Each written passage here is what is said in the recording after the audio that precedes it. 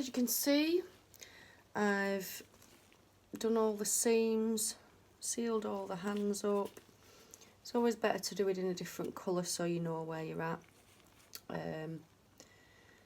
Yeah, so what I'm going to do now is I'm going to mix and pour. So I'll put it on a time-lapse video again so I don't bore you, and enjoy.